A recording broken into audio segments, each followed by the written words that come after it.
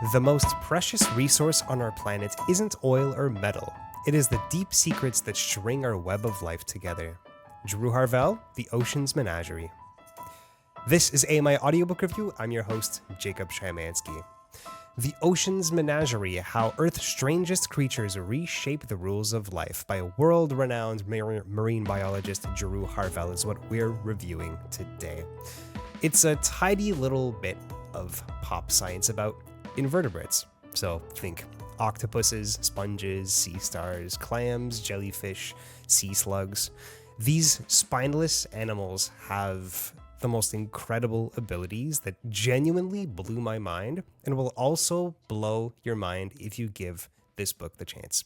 It's not a perfect book, but the biology on display here is undeniably fascinating. The audiobook is available on Audible. It's a little under 7 hours and narrated by Andy Arndt. Regular contributor Danielle McLaughlin is here for the review. How's it going, Danielle? Very well. As you know, one of my favorite places is to be in the sea, so I was really looking forward to this book. I don't know how you let yourself share the waters with these creepy critters described here. I would never want to be anywhere near a Portuguese man of war. No. Those things are terrifying. Yeah, we'll get to that. Yes, we will. Just to let you know, I've been on a beach with Portuguese man of war, did not enter the water after seeing them strewn along a beach. I thought, not smart. But with other jellyfish, for sure. Somebody, I don't know, have you ever had boba tea? You know, the sort of the bubble tea? Yeah, with the tapioca pearls and the jellies? Yes. What does this have to do with that? I'm scared. Because if you swim through a bunch of jellies, it's a little bit like swimming in that stuff. Oh, that's gross. It's gross. Yes. Like swimming in a cup of boba tea. That's exactly, yes. What with the small ones, if they don't sting. If they sting, it's like dangerous boba tea. By the way, the Portuguese man of war is technically not a jellyfish. It's a collection. It's a collection of zooids, which is a type of creature that link together to form a colony that forms the creature. So it's not one single organism. It's a big community of organisms that link together with different roles to form a big organism. So each individual that forms the Portuguese man of war is semi-autonomous, but they each have their little role, and they have all of these mechanics that help them function as an individual unit that ends up looking like a big, scary jellyfish that's like a buoy on the water with a sail so it can move around using the wind, and has big tentacles falling directly downwards into the water that are highly toxic and catch prey all the time. And when they do catch prey, they're able to digest it and transfer it to every individual in the colony. Unbelievable creature that freaks me out when I heard about it, Danielle, but it's just one example of the many invertebrates in this book that just blew me away. Well, I was really interested to hear you say that they were creepy because as somebody who loves swimming in the ocean, I find them fascinating. Dangerous if you don't know who's who. Best never to touch anything that you see in the ocean, you know, unless you can be assured by an expert that it's safe to do so. But I don't know about creepy. I just like, can I swim really fast to get away? Yes, that's important. You're probably faster than they are. You can find them mesmerizing, but I think what I find creepy about them is that they're so otherworldly. Their capabilities are completely different than what we have. And even within the ocean, they're extremely unique. And this book, The Ocean's Menagerie, if it had a thesis, it would be that the invertebrates of the ocean have an evolutionary head start compared to most other organisms on the planet. They've been around for far longer, have had much more time to develop incredible biological specializations. And so what they do is completely mind-blowing to us humans, as people who live on Earth in the air. And if we study them, they could be an invaluable resource for technological advancements that's inspired by real nature. And so the book kind of goes through different creatures, how Drew Harvell come across them, found her interest in them, explains what they've observed, what they do, and then explains how we could utilize those observations, those biological mechanics to create new technologies in all sorts of different fields. And it's kind of a format to the book where every Mhm. chapter explores what she calls biological tricks, these magic tricks that these different invertebrates create. And I have a huge list of things that just were really impressive. All these creatures and their tricks that they have. But before we get into that, what did you think of the writing of this book? Because there's Yeah. something strange about it, wasn't there? Well, yeah. I mean, I too was really interested to learn about the microorganisms that live within many of these sea creatures and how, for example, they create bioluminescence. That was gorgeous. I have had the experience of walking at night into, the ocean and having it light up around me and thinking Wow. just I was so frightened. I was a kid, and I thought, "What is going on?" You know, "What is this electricity? Should I even be in here?" And not understanding anything about bioluminescence. It's both plants and animals, so you have phytoplankton, as well, and just, and reading about how this occurs was wonderful. I really enjoyed it. I suspect that at least half of this book was written by AI. What? It is incredibly Wow. repetitive, and you'll notice that almost every paragraph is like re-summarized in the next paragraph, unnecessarily so. I was really unimpressed with the writing, and there is one word that she uses again and again that after a while started to make me nuts, and that word is superpower. These are not superpowers, these are characteristics. So if an animal or a conglomerate of animals is able to do a certain thing because it uses bacteria, for example, or algae, to help to feed it or to create bioluminescence or some of the other things, that is not a superpower. That is simply the way in which the animal lives. I mean, is our superpower that we breathe air? I think it's a little bit silly, and it while it's written for a popular audience, you don't have to assume that your popular audience knows nothing. And I felt that she was really talking down to the reader. I did not enjoy that aspect, nor the highly repetitive nature of the writing. That said, the information is fascinating. It's really wonderful to read about, how how these things link one to the other. Um, One of the things that I find really troubling about popular science is that much of it is aimed at how will this help the human being. And, as I've Hmm. as I've revealed, in our past discussions, I spent 9 years as a lab scientist, and there's such a thing as pure science, where you are learning something that is invaluable because you're learning something. It doesn't mean that it will cure cancer. It doesn't mean that you can use this technology to help you get to the moon. It means that you've learned something about the world around us, and that's not just sufficient, it's remarkable.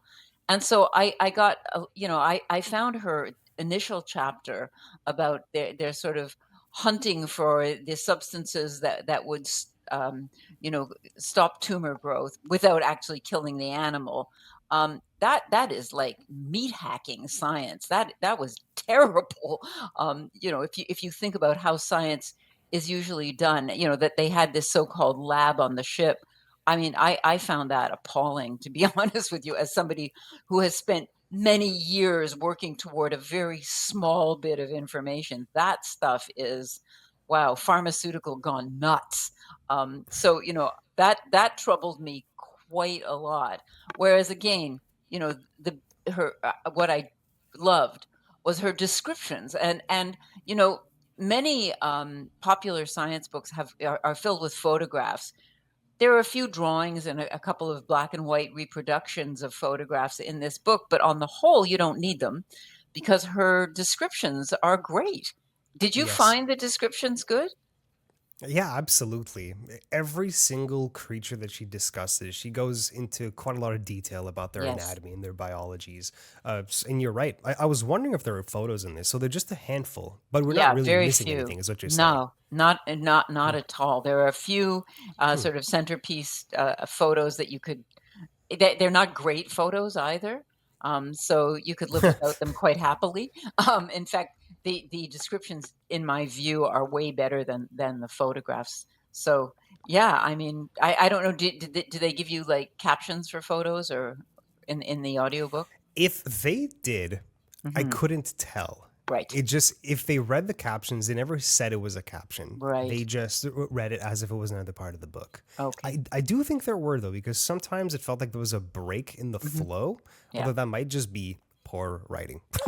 I'm afraid Which there's a lot of that. I want to back up on this because you said you think half the book was written by AI or ChatGPT. Could Yeah. that just be good old fashioned bad writing and not just ChatGPT? Like, could be It a false positive here. Yeah, possibly, but my feeling was that she fed in keywords, that the keywords were taken and then expanded into a paragraph that did not need to be there at all. And it was kind of like, this is going to be a really short book. How can I fill it out? Let's ask ChatGPT. And so, if I throw in the keywords, which I've, by the way, written in my previous sentence, here's what comes out of the machine. I could be wrong, and it could just be that somebody said this isn't enough. Write it again. Write the same information in two different ways, or something like that. But I did it read that way to you as well? No.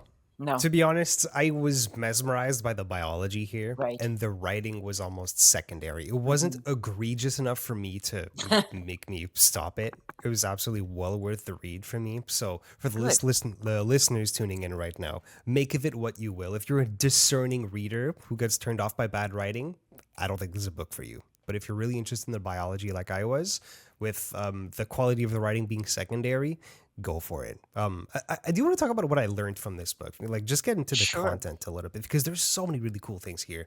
Yeah. Um, the the Glashka glass invertebrates were fascinating. I had no idea this was a thing. So in Well, the it 1800s, yeah, I'm gonna sorry, go ahead. interrupt you here. Mhm. Blashka, has there are 2 museums at Harvard. One is for the invertebrates, the other is for flowers, and I've seen the flowers at the Harvard Blashka collection, and I've never seen the invertebrates, but I will tell you they are absolutely unbelievable. So please go on about the Blashka glass, So animals. absolutely, yeah. The Blashkas were a father and son team of biologists and artists in the 1800s, in the second half of the 1800s, that created these elaborate, very delicate, but extremely detailed and intricate glass sculptures of life sized recreations of flowers, but more relevant to this book, invertebrates. And some of them were very rare species, but they created these incredible pieces of glasswork that still exist to this day.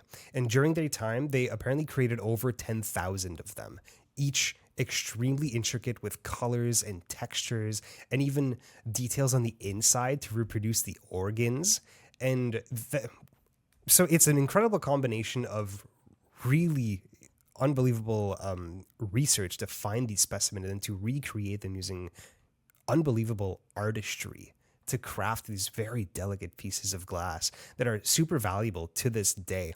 Drew Harvell herself is the curator of Cornell University's collection. They have close to 500 of them, and there are some scattered all over the world as well. They're very valuable. And remember, these things are over 100 years old, close to 200 years old. And they're still around being observed. And there's all sorts of exhibitions around the world of the work that they did. But they're invaluable because they're anatomically very accurate to the real creatures that are sometimes very difficult to find in nature. Really cool to see that type of art live on, kind of a crossroads between biology in art. I'd love to get my hands on one of these things because it'd be blind friendly. Well, they probably wouldn't let me touch a 200-year-old statue. They are the glass works are in glass cases in at Yeah. Harvard at any rate, and some of them are like cross sections of parts of the flower. What I didn't Okay. now tell me if you picked this up because I wasn't able to. Did the Blashkas actually see all of these animals that they were create recreating in glass? Because I mean, as you mentioned, some of them are extremely rare and hard to find, unusual animals. And I wasn't clear how they got all of the information they needed to do these Okay. sculptures. It was not mentioned in the book, but I looked Right. it up afterwards, and Hmm. yes, they did get their hands on some of these species. They were often dead, but Hmm. they still got their hands to be able to recreate it. And some of the glass sculptures that they had, specifically the ones that were in the Cornell University, Drew Harvell looked at them, and then sorry, and then because of her having access to those glass sculptures, she knew what the species was before even looking at them. Some of them didn't even have photos. And so, like, she'd go in real life and go, "Oh my god, I recognize that glass statue." Except this time, it's the real animal. It's unbelievable. And then Um, she went and tried to match them too, didn't she? She yes, went out yes. looking for Blashka matches, as I think she called them. Yeah.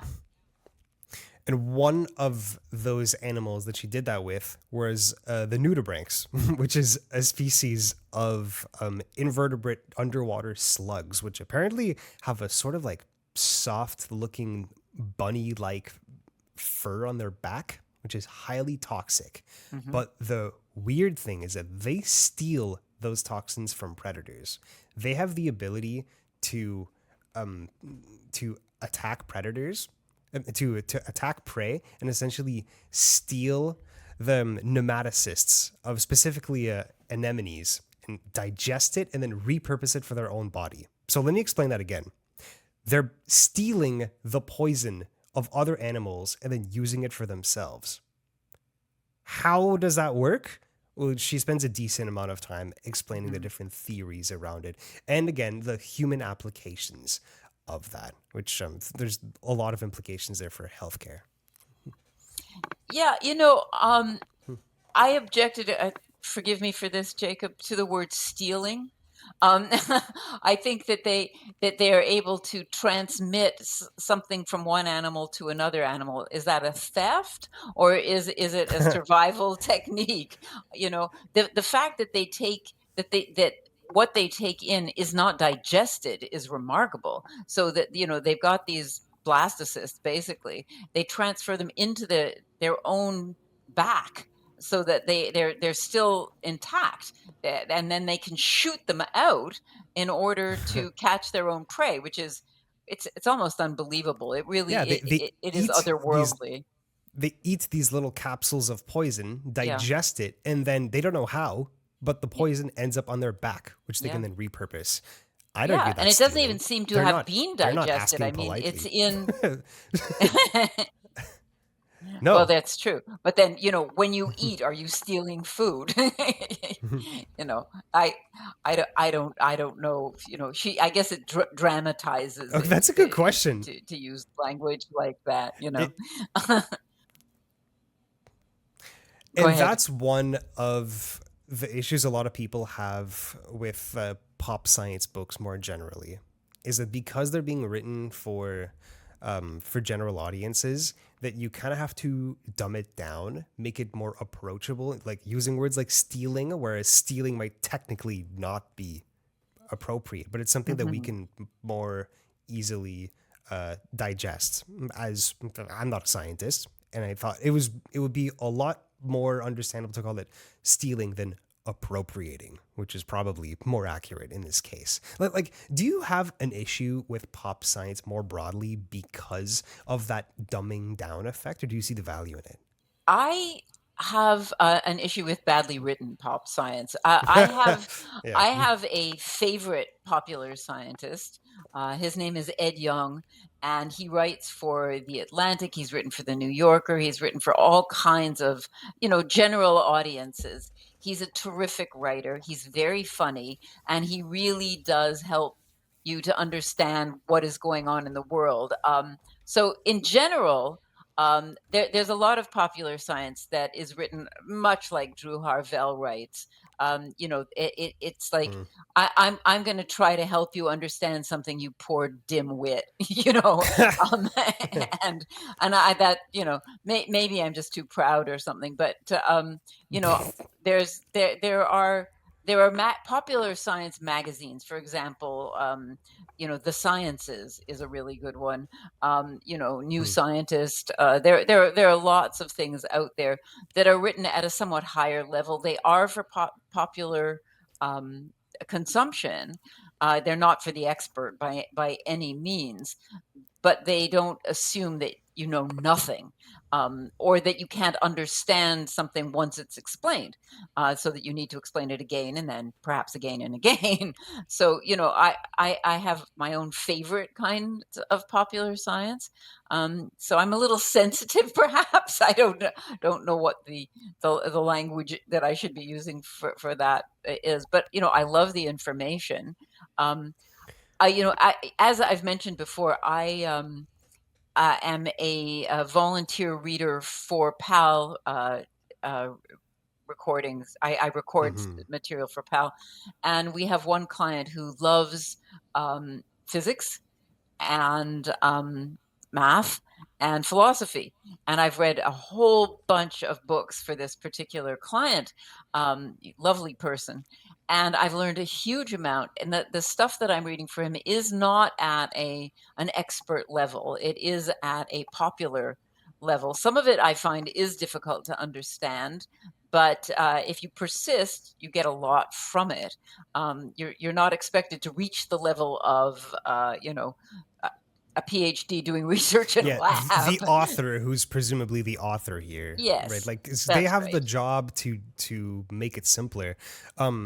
What's the old saying? There was a quote that was attributed to Albert Einstein, but it's kind of debatable. But it does kind of apply. If you can't explain it to a 6-year-old, you don't understand it yourself. The Yeah, problem is if you're explaining things to a 6-year-old, that often comes off like condescension, and that is not something you want readers to feel.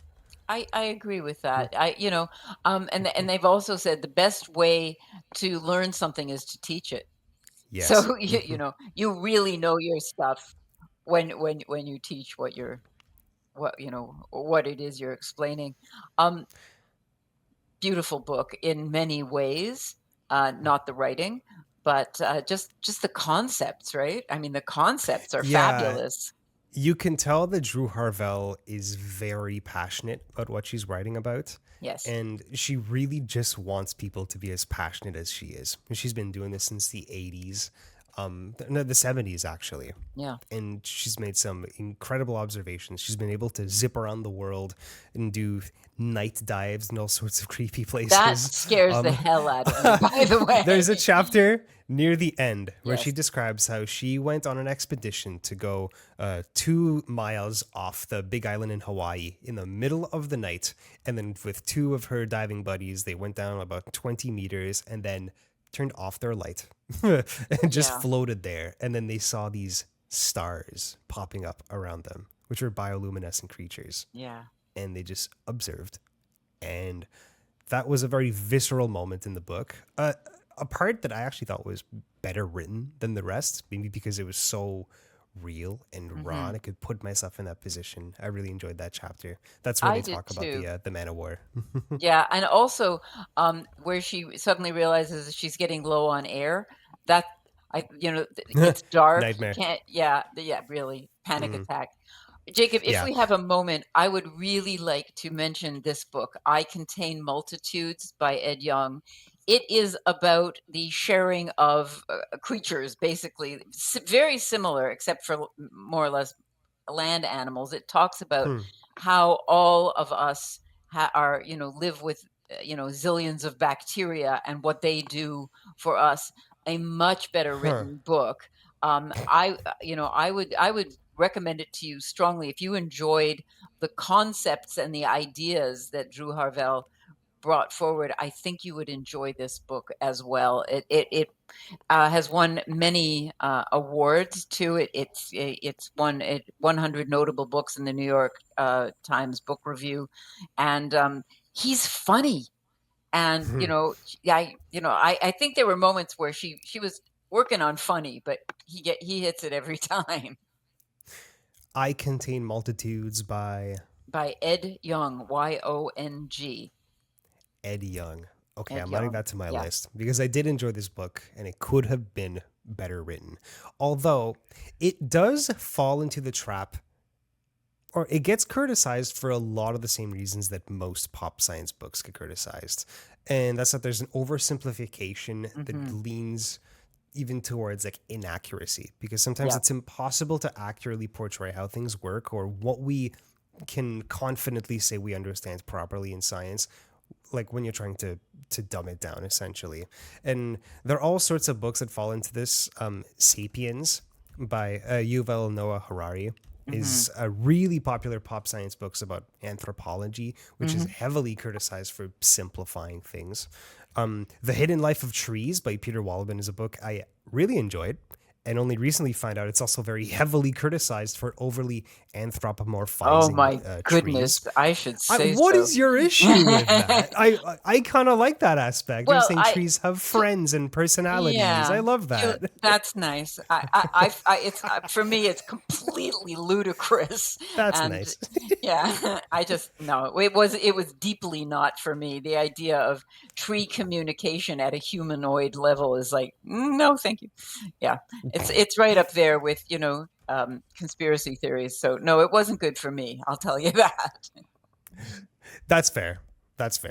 One more thing before we wrap up. I thought I was so smart because I was listening to the book and realized that they were saying octopuses instead of octopi. And then I looked it up and it was totally wrong. The correct plural form of octopus is octopuses, because when there Actually, are words that are hmm. derived from Latin, Hmm. some of them will be pluralized with to finish with the syllable I. For example, like alumni, cacti, or stimuli.